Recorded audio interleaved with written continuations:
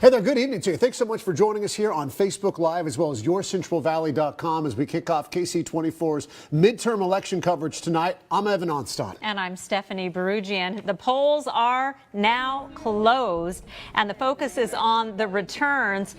KSEE24, your local election headquarters, and we're going to have coverage for you from throughout the state tonight. We're going to bring you results for the 2018 midterms. We've got reports from Los Angeles, San Diego, Bakersfield, Tulare County, Fresno County, the North Valley. We're everywhere. Yeah, we are. And so we're glad that you're with us here tonight.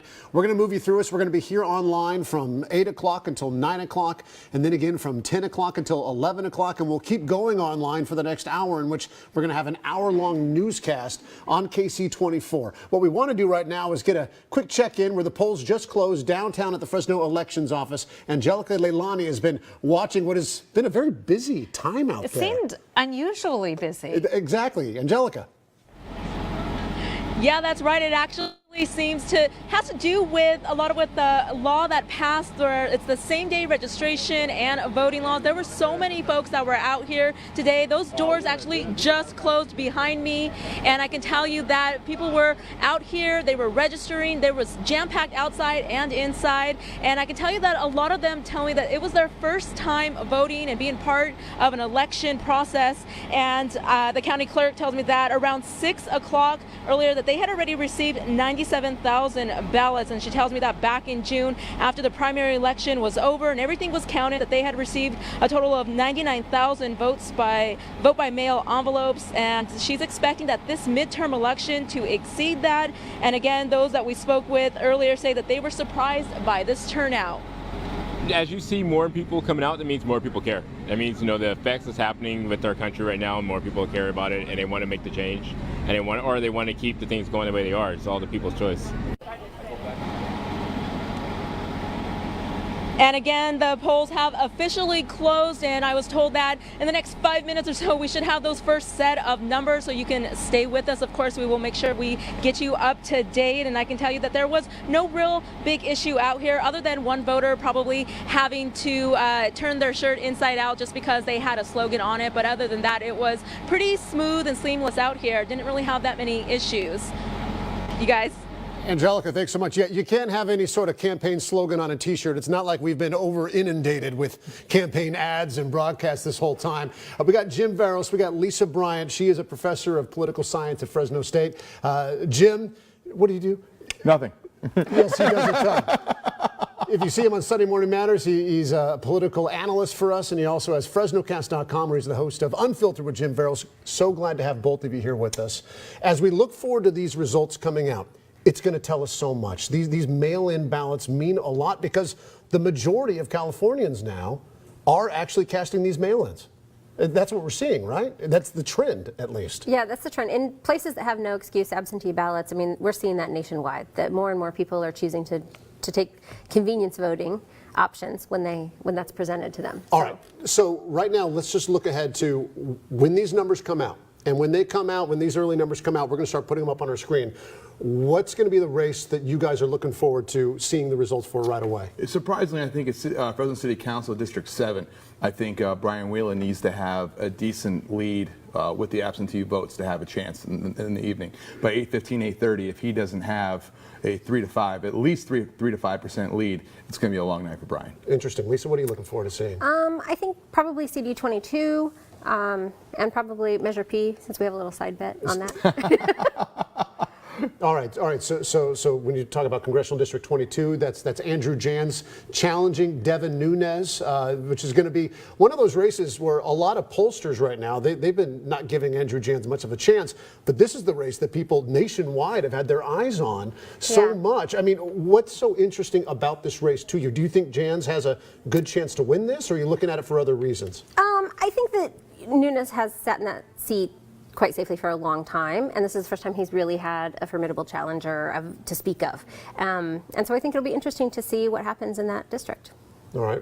I think it's going to be interesting to see, Jantz versus Nunes, only because this was the first time a candidate raised this type of money, Andrew Jantz, without the, we talked about this since January, that he never got the full finance backing of the DCCC. The DNC never really came in for him, and he had to find other resources to bring in the money. And he found it. And you got to give Andrew Jantz the credit. He did go out and find that money and spent it. Well, so, yeah. And CD22 is one of so the districts that we've been seeing flip nationwide tonight are ones that are suburban districts that have a Republican House incumbent but went for Hillary Clinton in 2016, and that's CD22. And so, it could fit in that profile. It's interesting, and when we start looking at other congressional races, obviously NBC News projecting that the House is going to be moving to Democrat control. A lot of these races, though, they still need to happen. Projections are one thing, they still need to happen, and a lot of people are looking at California saying, hey, maybe that has to, Josh Harder, for example, against Jeff Denham, that's a race that they were looking for, that they're counting on a victory there. What else in the Valley? Is there anything that... Once again, I think every cycle we go back and go, how is David Valadao continuing to win re-election? Because when you take a look at the registration, the Dems always, every time you talk to any Dem in D.C., any pollster, any sort of insider operative going, how do we find a Dem to run against David Valadao? Because the registration is so strongly Democrat. And every cycle we're sitting at this table going, David's got it. And it does appear this evening that Congressman Valadao will win re-election. Well, we'll see when these numbers start coming out. I was going to say early ballot returns, actually, more Democrats returned their ballots early, which is unusual for not only that district, but just in general. Republicans usually have the advantage on early ballots, so on vote by mail. All right, so we're going to be going to you guys throughout the evening, all right? Because I appreciate your analysis more than my own. All right? But right now, Steph, let's get it back to you because we do want to start looking at some of those congressional races. We do, and we will. We're going to be, as we mentioned earlier, we do have crews really all around the state and certainly all around the Valley. We're going to be checking in right now with Bailey Miller. She is in Northwest Fresno with the Andrew Jantz camp tonight. That's where he's holding his get-together. Bailey, what's happening out there right now? Hey guys, yes, I'm at the Andrew Jantz event right now. You can probably see there's a lot of energy here. A lot of people sitting here, wearing their shirts. You can see them there. A lot of music playing right now. I just spoke with some people and they're saying they're feeling hopeful after those projections of the Democrats taking the House. So they are still feeling hopeful tonight about Jantz, but we do have his campaign with us here. We have Mari. She's the communications director. So talk a little bit about how he's feeling right now. Andrew's feeling really good. We're really optimistic. We've knocked on 25,000 doors and made 10,000 phone calls within the last 24 hours. So we're really hopeful that our community members will do the right thing tonight. And we're just we're really excited to thank all of our volunteers tonight with a great party for all the hard work that they've put into this campaign. Definitely, and he's not here yet. He'll be showing up in a few minutes. But what's he feeling like? He's in a back room right now. I'm sure just watching those polls. How are the polls looking for you guys? I actually do not know what the polls are looking for. Like, I know that absentee ballots were counted and it showed we were only 5 points behind. So that's really good news for us, and we're very hopeful. Definitely, and talk about why this race is so important for the Valley. You were telling me earlier, but talk about why Andrew Jantz, if he wins, and what he would do for the Valley. I think Andrew is the change that our Valley needs. We've had the same representative for the past 16 years with very, very little to show, if anything at all. I mean, we ask people who are his supporters and we say, like, what has he done? And they can't really say anything. And so I think Andrew will bring much change, much needed change for us here. Perfect. Well, thank you so much. So he'll be out in just a few minutes, right? The event should be short. Awesome. Perfect. Sounds good. Yes, so we will be watching the polls here. We've got it on a big screen right here. A lot of people very excited. They've just been talking about, once again, just how hopeful they are. So I'll send it back to you guys. I'm live here at the Fall Events Center at the Andrew Jantz event. All right, feeling very optimistic, it sounds, feeling like they're pretty close on this count. Of course, we've yet to see any numbers, so we don't know. That's true. We're waiting for those. That'll tell us a lot. It's interesting. Driving through Fresno, Northwest Fresno, I keep seeing these Andrew Jantz supporters and volunteers at the corner of Shaw and Palm, right next to Fig Garden. And I keep thinking, well, if he does lose, it's not going to be for lack of effort. You have to really give him credit for that. It's been a race that we have not seen against Devin Nunes in a long time. I know, and the mailers that came in really from both candidates, and the signs that we've seen everywhere, in their district, in the neighborhood. So really, there's been a lot of effort on both sides. Megan Roop is covering the Devin Nunes event tonight. She joins us now from Hanford. Megan. Steph, Evan, we are here in St. John's Hall in Hanford. The room is very busy, and we're actually just seeing some of these first results now. It looks like Congressman Devin Nunes is ahead so far of challenger Andrew Jans by about 13% at this point. And with us, we have Fresno County Supervisor Nathan Magzik. He graciously agreed to chat with me this evening. Supervisor, who are you here supporting tonight? Obviously, Nunes and maybe some more. Yeah, so all those on the Republican ticket here locally, I was supporting all of those candidates. So, of course, David Valadeo is up tonight, as well as Justin Mendez, and was a supporter of all of them, and as well as Mr. Vidak, who is running to hold on to his state Senate seat. So right now here locally, all of our local Republican candidates are doing very well, and it looks like they're going to continue to hold on to their seats. So that's exciting news for us here in the Central Valley. And we're seeing these numbers. It is a pretty big gap. These are the first round of results that we're going to see, but we did have a strong challenger here, and I think Congressman Nunes was pretty comfortable in this district for several years, but these last polls were 5%, 11%. That was closer than what he'd seen in a while. Was there some worry at all? You know, I can tell you that over the course of the last 10 years, really, I've relied less and less on polls. And so, of course, this was a very difficult race. It was a race where probably close to $20 million was spent in that congressional race. Andrew Jans fought very hard, spent a lot of money, but at the end of the day, this particular district is a solidly Republican one, and I think that's a reflection in the numbers.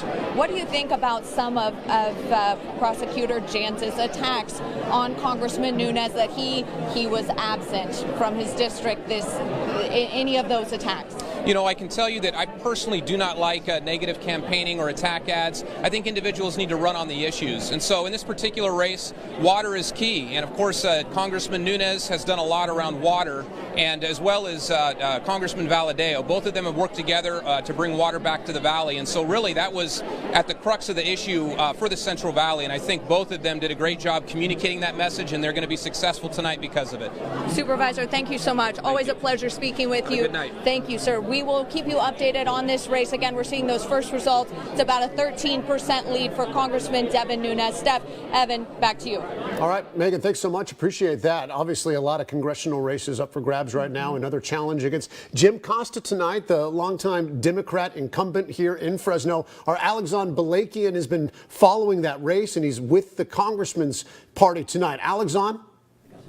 That's right. We are over here at Sam's Deli, and of course this small crowd that just walked in, pretty excited. Not sure if that's just the Italian food that just came in from Sam's Deli, but Jim Costa splitting time between here and Merced. He is in Merced right now talking with constituents and supporters over there, but he's getting ready to make his way back to Fresno now, and it seems to be that this campaign, once again, Jim Costa feeling another good term coming up. I'm with Staffers Hill, Alfreda Sebasto here with us, and of course you've been his campaign manager for some time. What are you expecting tonight?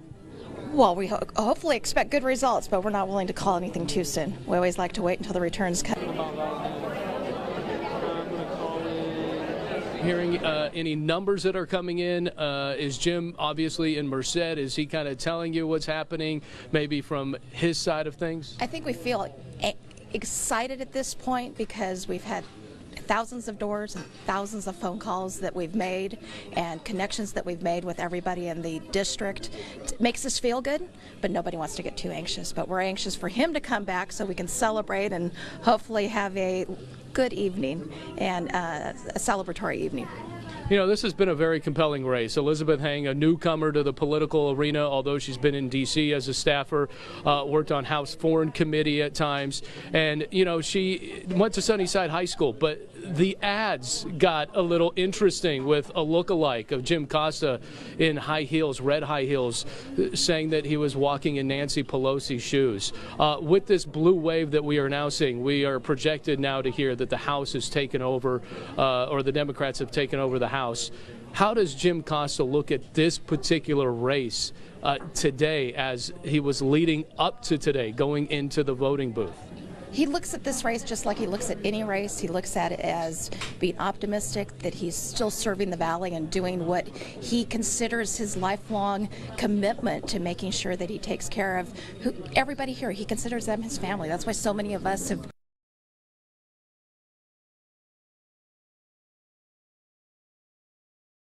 and serve the people and do the job that we're put there to do for them. All right, should be an exciting evening here. Expected Jim Costa thinking this is going to be a possible victory party once again. Again, first elected to House back in 2005. We're live here in Sam's Deli, KSEE24, local news that matters.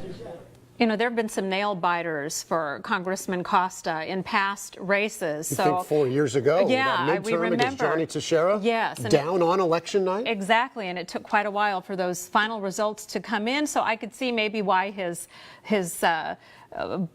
staffers are not too anxious to make any sort of commitment or comment tonight. Can't count the chickens. You cannot. In this district. You cannot. All right, well, speaking of Elizabeth Heng, we're going to head over to her campaign gathering tonight, and that's where Dennis Valera is. Dennis.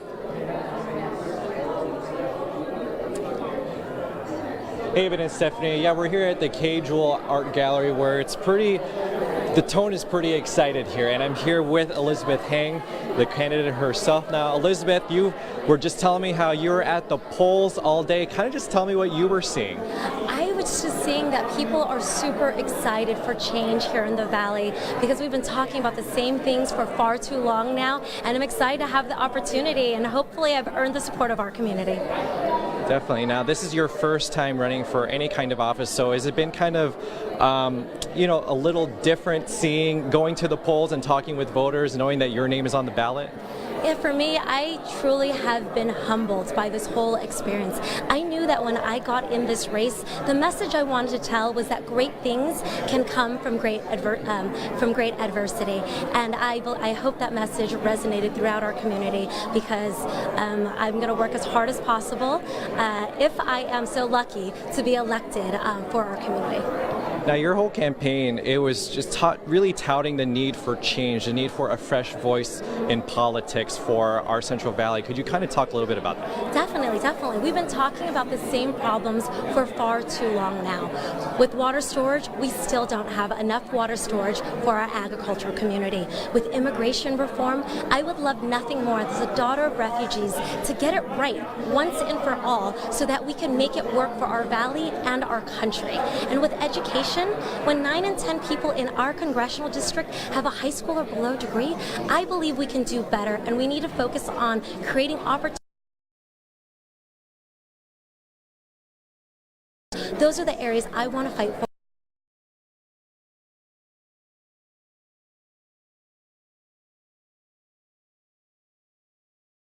Infrastructure. Take me through some of the solutions that you think would help our valley. Key areas are this. This is the first time that we have seen a president since Kennedy that has placed Western waters as a priority.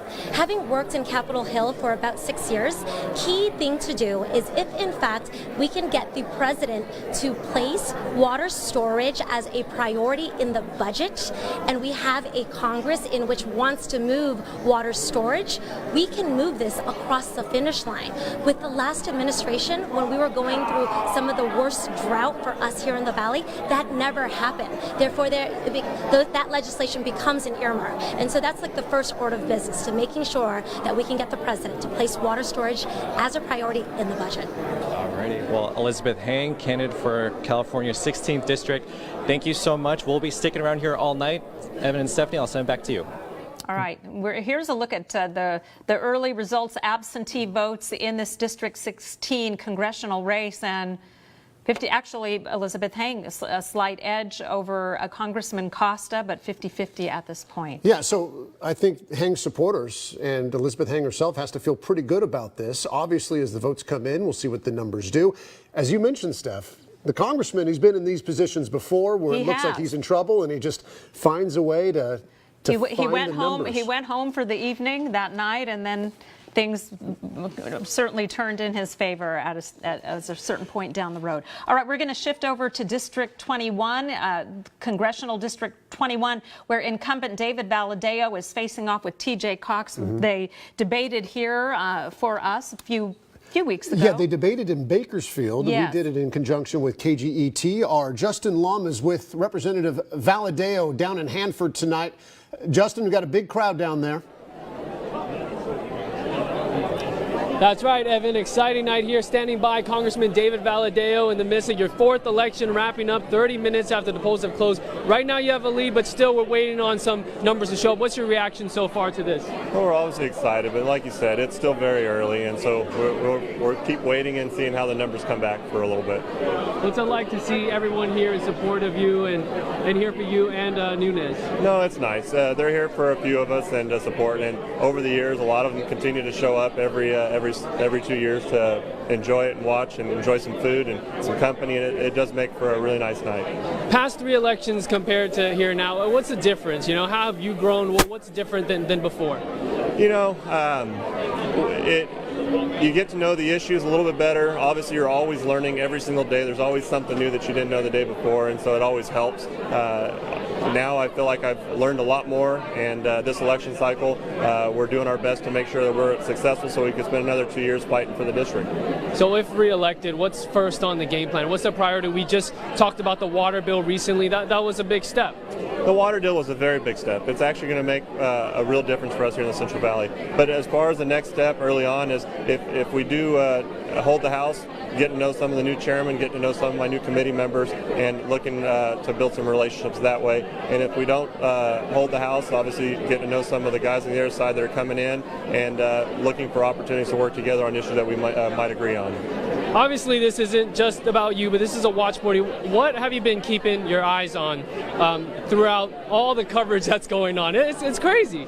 Well, there's a few guys that I spend a little more time with, that I work with more closely, and so watching their races and paying attention to them. Obviously, overall, the numbers is important to me as well, but there are some guys that I really got to know and enjoyed working with and wanted to continue to work with. Projections right now of possibly the Democrats taking back the House first time in 8 years. What are your thoughts of that? You've definitely been keeping track of that too, I assume. Yeah, right now it looks like they might. Still waiting to see the final results, but what my reaction is I serve in the state legislature under Democrat control with a Democrat governor, and I got legislation signed into law. I believe I can do the same thing in the House of Representatives. We'll just look for those opportunities if I have the opportunity to continue the service for the next 2 years. At the same time, Republicans could be keeping control of the Senate. How's that dynamic? Can you describe that when you have those two dynamics that could come into play? So it changes a little bit on the legislative front. Obviously, the legislation will move out of the House. There will be a lot of legislation that will move but go nowhere in the Senate, which we've struggled with for years.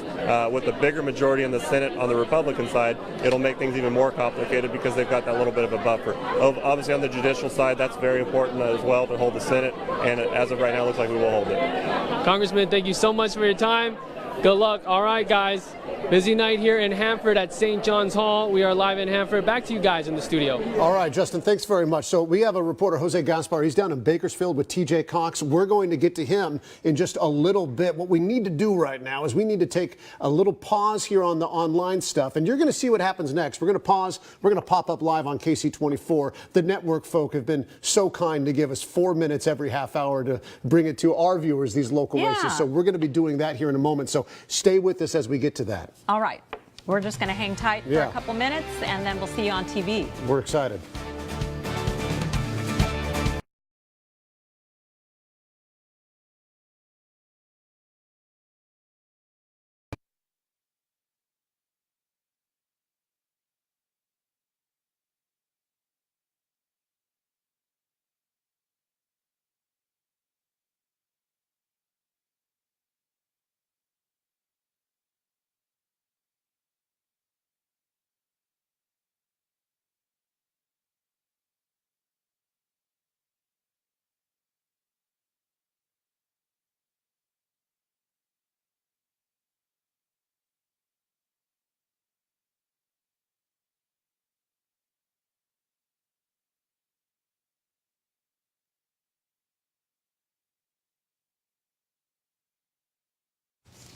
Hi there. Thanks so much for joining us here on this election night. I'm Evan Onstadt. And I'm Stephanie Barugi, and we do have plenty of results that we're going to be sharing with you tonight. And we're starting with the race for California governor. Lieutenant Governor Gavin Newsom, the Democrat, against Republican businessman John Cox. We're seeing some early numbers right now, and that shows 52% for John Cox at this early hour, 12,000 vote lead at this point. Really not what I expected to see, because Gavin Newsom has been such a strong front runner since the get-go, but of course it is early on. We're going to go live to J.R. Stone in Los Angeles at Gavin Newsom's campaign party. J.R.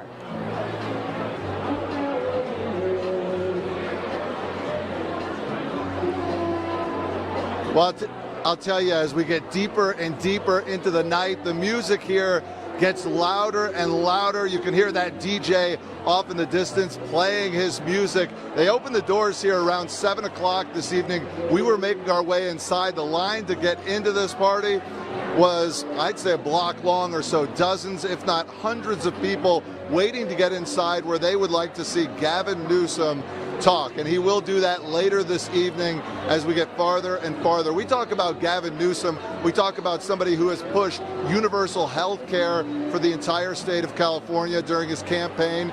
He's also pitched universal preschool for kids during this campaign. I've talked with a lot of voters over the last couple of days, over the last week, over the last couple of months. Many of them will bring up the homelessness issue across the state of California. Gavin Newsom has a plan to deal with that. More than 3.5 million homes he wants to put up later as they get farther and farther along the road. So we'll have updates from here all night long. The music is loud now, but you can only imagine how loud it will be when Gavin Newsom actually walks in here. I want to throw it back to you two now in the studio. J.R. Stone with us live from Los Angeles. Thank you so much, sir. We appreciate that. Another big race that we're watching right now. Devin Nunes, the incumbent Republican, against Andrew Jans, a Democrat.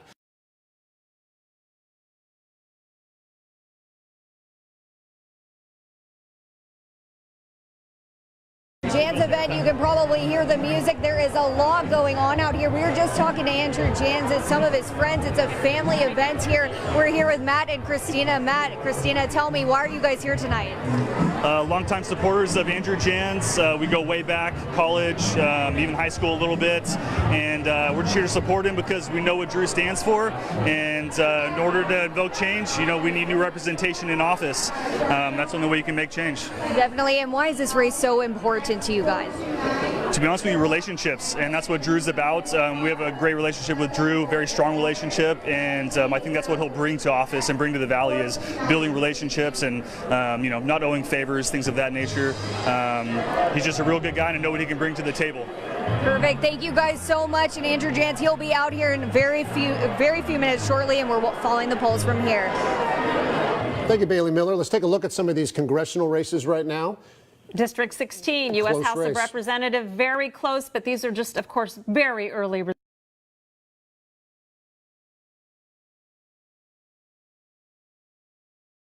There, where not only can you join us, but we want to get your comments, we want to get your participation. We got live analysis, so turn on your web right now, pick up your cell phone, dial us in on Facebook or at yourcentralvalley.com. And we'll be back in a half an hour on KSEE24.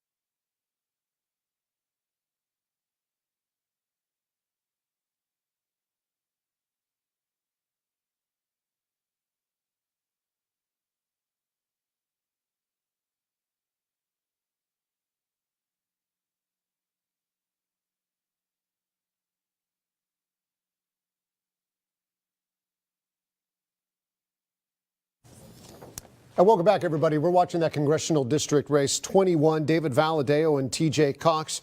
Jose Gaspar down in Bakersfield, he has been covering this race for us, and he's going to bring us the very latest there with the Cox campaign down in Bakersfield. Jose?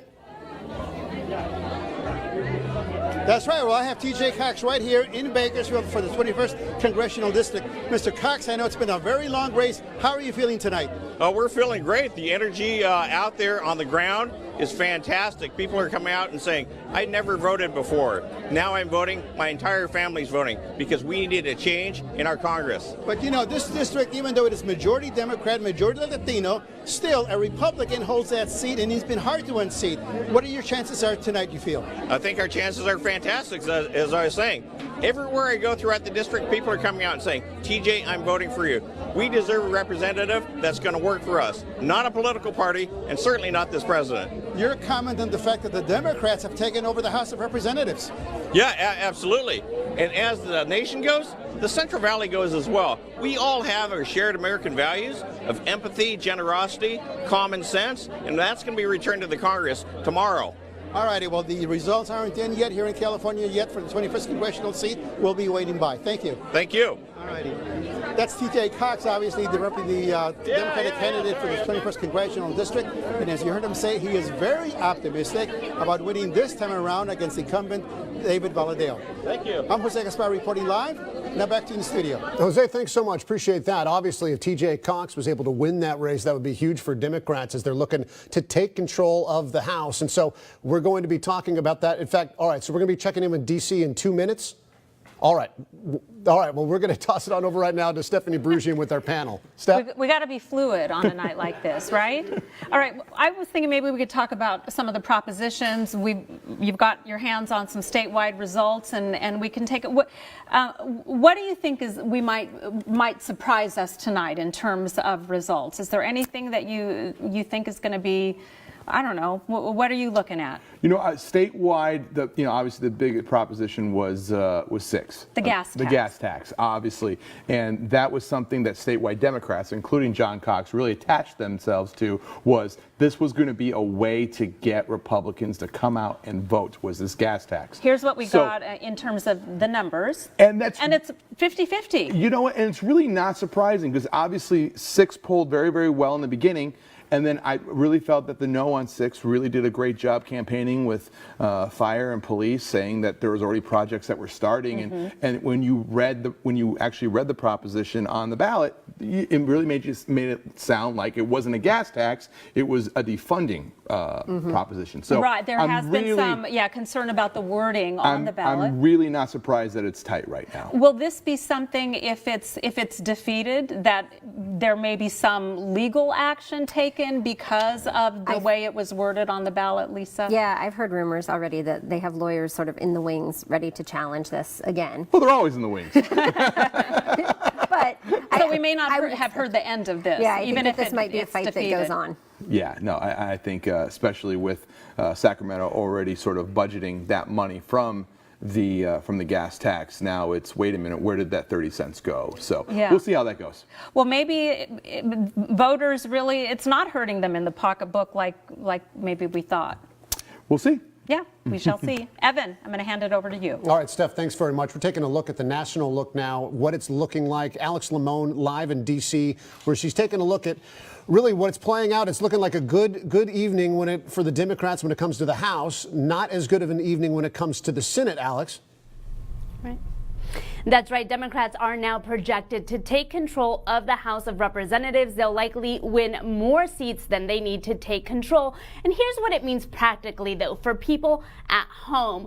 We heard President Trump a couple of days ago talking about wanting to do another round of tax cuts. Well, if he wants to try to do that, it's going to have to be tax cuts that Democrats are on board with. Also, it means that there will be more checks and balances on President Trump. This is something that Democratic lawmakers here on Capitol Hill say they feel has been missing during the first 2 years of President Trump's presidency. It also means that it's very unlikely that we will see any significant changes to the nation's health care laws. Republicans would need support from both chambers of Congress in order to try to repeal Obamacare again. So that's likely not going to happen anytime soon. Now, in the Senate, as you mentioned, it's a different story. Republicans are projected to be able to keep control of that chamber. Democrats already suffered some pretty tough losses. They lost their Senate seats in North Dakota and Indiana, for example. They needed to not only hang on to those, but then win some to have a shot of taking control of that chamber. So that's not going to happen.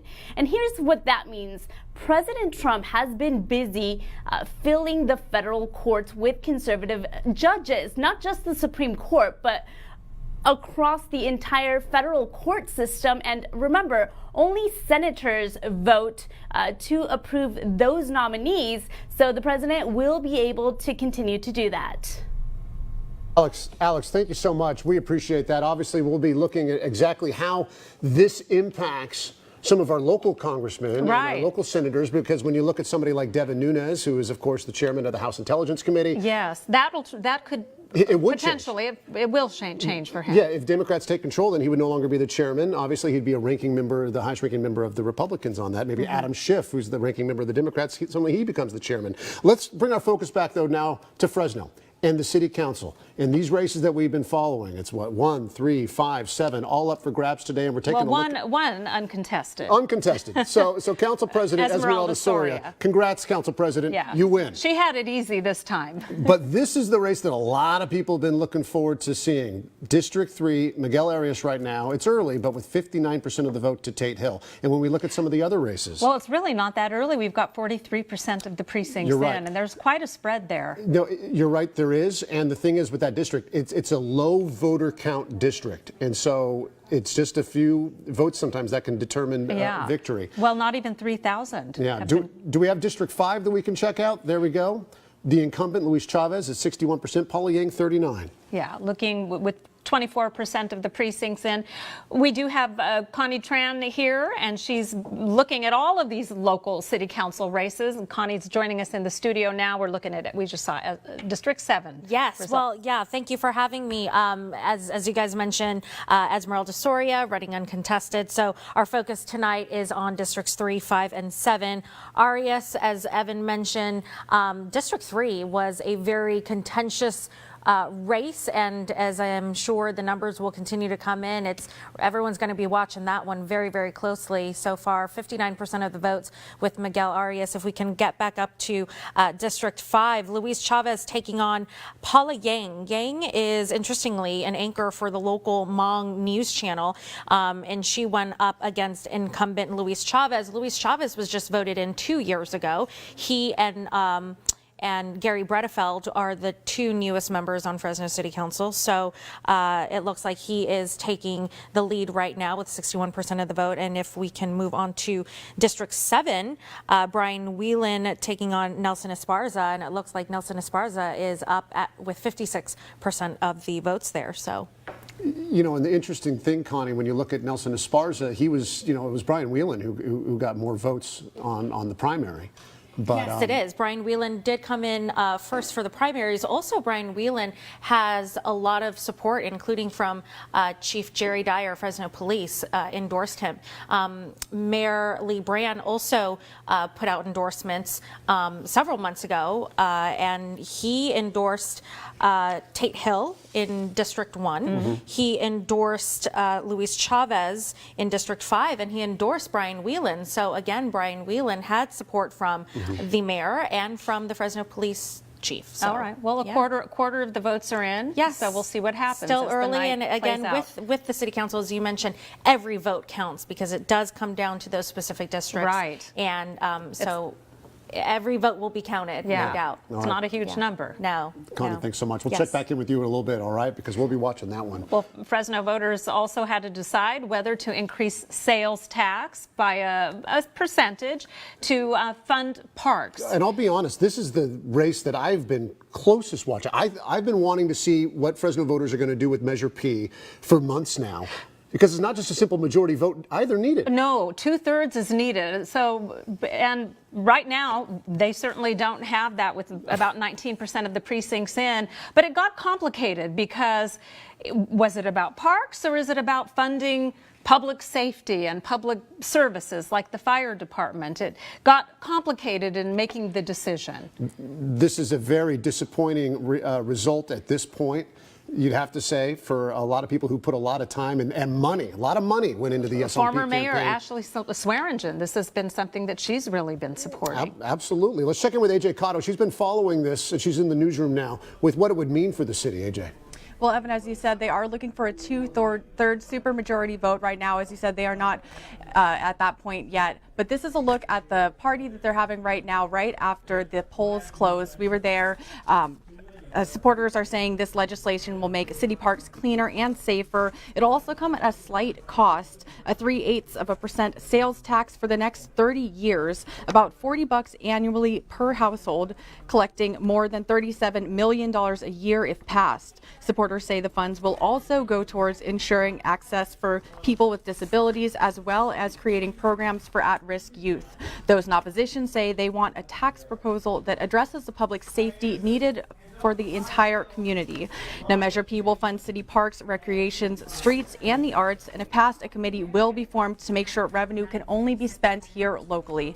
In the newsroom, AJ Cotto, KSEE24, local news that matters. All right, AJ, thanks so much. We want to take a look at some of these other races, really the propositions, the state propositions where... Well, here's Measure A. Measure A, never mind, I'm sorry. This is another local one that does need 2/3, and right now... Well, it has it it's at getting this point. A far different... I was thinking that Measure A and Measure P might be somewhat closer in numbers than what we're seeing. Not at all. This, of course, would this basically gives the city the okay to start taxing any future marijuana businesses. Right now, they are not allowed in the city, but this would. But they could. When, if and when, and really it's when at this point, yeah. This would allow them to set the tax money, and then that goes into funding different things. Well, and interestingly, this has been endorsed by Police Chief Jerry Dyer. It could potentially bring in millions to the city, and apparently Fresno voters think it's a good idea. So we'll see what happens as the night goes on. So if you were doing homework on your ballot, you probably spent the most time on the propositions. Proposition 1 is that housing assistance programs right now, that is at 53% no. Then if we look at the next one, that is the the housing program for mental illness. And this one is passing at this point. We've got 4% of the precincts in. Let's move on to the water bond, Proposition 3. And it is failing at this point, again, early on with only 4% of the precincts in, but the no votes, 56% to 44% that say yes. And Proposition 4, children's health care. Yeah, this was for children's hospitals. That would fund some extra money there. Seems most people want to put some money towards that. Oh. So 55% for that. All right, so here's the big one. Proposition 6, this is the gas tax repeal. And oh, of course, it has to be 50-50 at this point early in that. There has to be some drama on election night. And right now, Proposition 6 is living up to its pre-election hype. Right now at 50%, that would be the gas tax repeal. Let's keep looking at some of the other results, though, because these are interesting. Proposition 7 actually conforms California's daylight savings time to federal law. A lot of people, I think this is one of those that really, especially now, we're all exhausted because of the time change. And so it's kind of, on everyone's mind. So yeah, all right, let's keep moving through these here pretty quick. Then we'll bring in our panel again. Proposition 8, that is the dialysis treatment costs right now. Overwhelmingly, Californians are saying, no, let's keep it exactly as it is. We have Proposition 10, which allows local governments to set rules on rent control, and voters are saying no.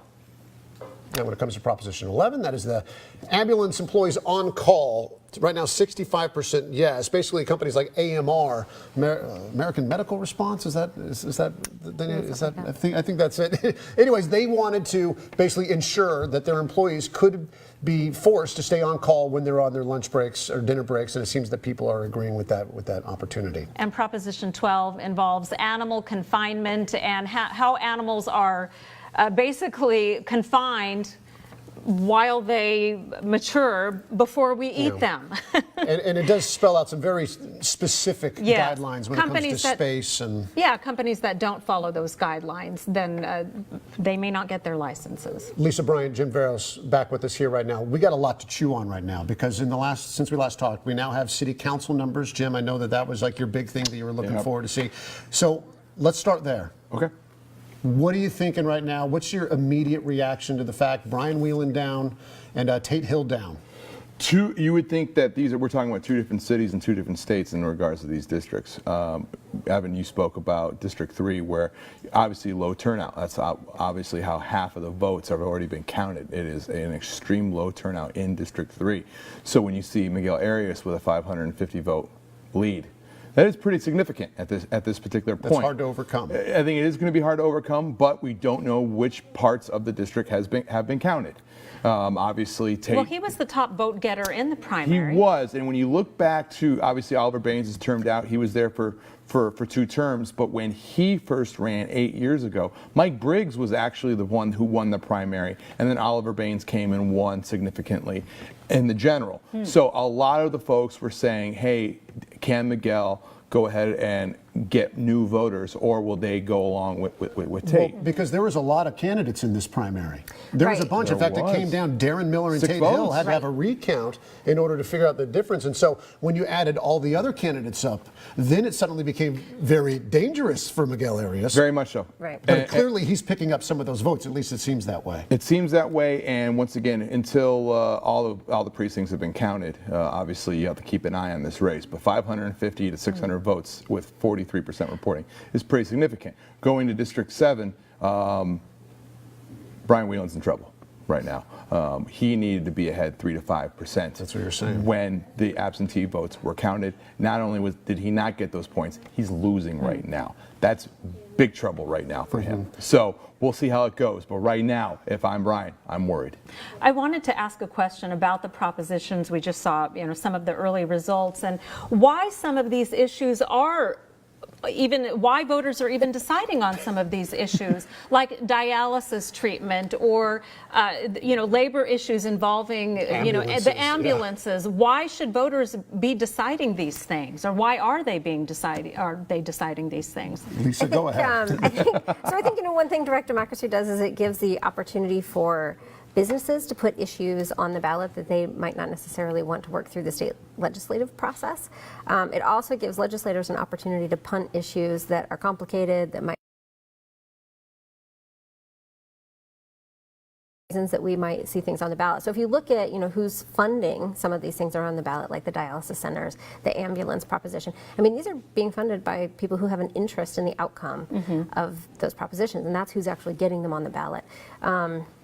And they've spent a lot of money on because we've designed our system, to have a direct democracy system. California is kind of unique in that way, and that doesn't happen in every state. And so that's why they're on the ballot. And should voters be voting on them? I think there are lots of things. Probably not. And I think you're going to see more and more medical propositions coming, because obviously with the Affordable Care Act, and obviously there's been some repeals and whatnot, but obviously California is at the forefront of some sort of universal care. There's a lot of money at stake, so you're going to see special interests in the medical community always wanting a bigger piece of the pie. People forget that the lobbying groups for hospitals, for doctors, and everyone below that all have groups, and there's a lot of money there. So if they think that they're getting shafted by somebody else, they may not want to go to the state senate or to the state assembly. They would rather tell their story directly to the... Because then they can craft the story that they want to craft. And are they winners or losers in all of this? Because voters are making decisions that impact their health, and the decisions may not be the right ones. Truly. This is going to sound like a curmudgeon, and I apologize on this, but this is not about patience. This is about money. Yeah. This is always about money. Always follow the money. This is not about care. This is about cash. Let me narrow our focus down then to two provisions here. One, the Measure P, and then also Prop 6, the gas tax. Let's start with the gas tax right now. 50-50. Does this surprise you at all, Lisa? Jim? A little bit, actually. I didn't expect it to be 50-50. I thought it was going to lose, actually. I mean, I thought as You the thought numbers... that the no side would come out on top. Correct. That it wouldn't be repealed. It would, yeah. And I mean, that remains to be seen. It still could come out that way. You know, it did start, well, it looks like it's picking up some numbers, 55-45. Okay, well then there you go. Maybe your hunch on that is correct. Yeah, I mean, I think people started thinking about infrastructure. People started thinking about roads. Messages get out there about the safety of our roads, the condition. We had the bridge collapse over near Monterey. This was one of those issues, though, that really drove not just this campaign. This drove campaigns. This drove the governor's campaign. Sure. I mean, this was a major thing. Assembly campaigns, guys running for re-election. Devin Nunes talking about this. Well, and it allowed get out Jim Patterson. Yeah, right. Devin Nunes, even though it had nothing to do with his campaign. But what they'll say is that it did because it comes down to spending. And what Republicans have been saying for the year when everyone knew it was going to be on the ballot was where the money been going over the past 15, 20 years for the infrastructure. Yeah, and then what did it allow? It allowed Jim Patterson to start picking on who? The DMV, transportation, right? So it just started, you know, this whole chain reaction of, well, wait a minute, what else is going on with the roads? I'm surprised Caltrans wasn't attacked in a lot of this stuff. Yeah, so, they were pretty quiet. You know what I mean? So once again, it allowed Republicans to do get out the vote efforts that maybe they wouldn't have been able to. So let's talk about P here really quick, because then we're going to have to take a quick break where we're going to do another cut-in into our KSEE24 programming. Right now, they need 2/3. Guys, it's not looking like they're even going to get close. Wow. It's not even close. Going ahead, I mean, I don't know, but I thought that maybe you would pass. I knew that reaching that 2/3 number would be tough. Well, I think when the police chief came in and our fire chief, Kerry Donis, came in and they really started appealing to voters, I think people got concerned about, you know, well, maybe we need to funnel some of that money to public safety. I think that campaign may have been pretty effective. Is this a mistake by Fresno voters not to vote on this, or is this a win? If you guys want to try to put a little bit of a hat on it, because it's tough. Boy, you know, I think politically, I can't speak for every voter in Fresno, but I think politically, this was the first time you saw proxy wars with Republicans on Republicans. Right. You saw Mayor Brand and Chief Dyer, like you talked about, but what you're not talking about is former Mayor Ashley Swearingen and others that are establishment Republicans. And this is the second time that Ashley Swearingen has been part of a measure. Obviously, she was part of Measure G, for the trash, which failed. Now she's, maybe she should stay away from letters at this point. So, because it's not looking good right now. We have to shift over. Yeah, we need to shift over. We're going to take, again, just hang out with us. You'll see what they're going to see on KSEE24. So if you're watching online, watch right now. We're going to pop up some graphics. Look at that as we scroll through. Gavin Newsom, he's back on top. We showed you that early number with John Cox up. It's looking right now like it's Gavin Newsom's ball game. So we'll keep watching that. Stay tuned. And if you got a TV next to us, go ahead and turn that on to KSEE24 as well if you like.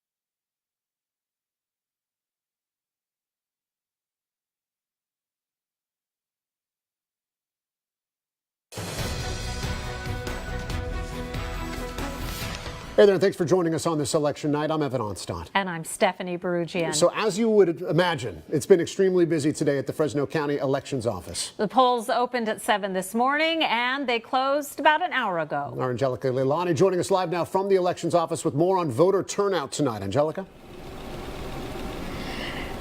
That's right, Evan. Well, it was a little bit busier, or a lot busier, I can say. About almost an hour ago, there were so many people filling the sidewalk, registering for the very first time. Some of them were doing the whole process, that law that went into effect. They were registering and voting, and so it was all the very first time, and they were excited to cast those ballots. But it's kind of trickled down. There's no one really out here anymore, but I can tell you that as of 6 o'clock earlier today, that county clerk had said that they had received about 97,000 votes, and she's saying that that's exceeding probably from June in 2018 of this year. Earlier that they had around 99,000 vote by mail ballots. But again, this turnout, I can tell you that there were so many people out here that were coming out for the very first time. Many of them telling me that they were surprised by the turnout, saying that this was the first time that they had ever really participated in an election and voting. And we even had some last minute people coming in and trying to drop off their ballots, but unfortunately, because the polls closed at 8 o'clock,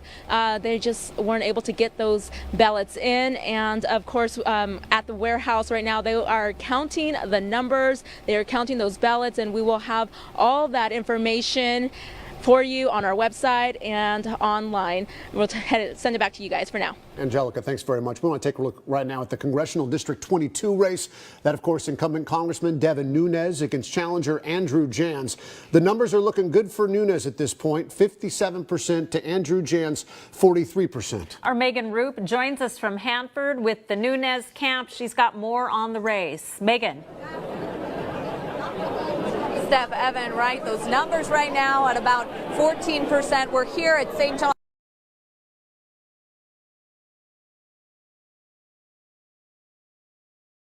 That's quite the lead. Some, according to the recent polls, had predicted maybe something even tighter, but we know we still have about 150 precincts that have to report here. What are your thoughts? Well, sure. So the first numbers that we see are always the absentee ballots that are counted first and then released. And so there might be some lingering absentee ballots that'll come in later, but really the bulk of the numbers that come out first, typically the races don't change a whole lot from those original numbers. So again, in the 22nd congressional race, Devin Nunes early on has held a very strong lead. It's next to impossible for TJ Cox, but Andrew Jans to come in and to be able to really shrink that lead. So that race, clearly Devin Nunes is going to win in that one. In David Valadeo's race, he's leading by 13 percentage points when you take all the counties combined, so he's doing very well. Senator Vidak as well is leading by about 13 percentage points too. So really, he's doing great and is going to win at the end of the day. All right. Supervisor, thank you so much. We will keep an eye on those numbers. Steph, Evan, back to you. Thanks so much, Megan. Let's take a look at some local measures real quick. Measure A would allow Fresno to tax marijuana businesses. It needs 2/3 to pass, and right now it has that stuff. All right, we're going to look at Measure P, which would add a 3/8 sales tax for 30 years, raising money for parks. It needs 2/3 for passage, and as you can see, it does not have that. For more election coverage, tune in with us on air and online at our website, yourcentralvalley.com. We'll be back online at 10 o'clock, and we'll be back on air next half hour.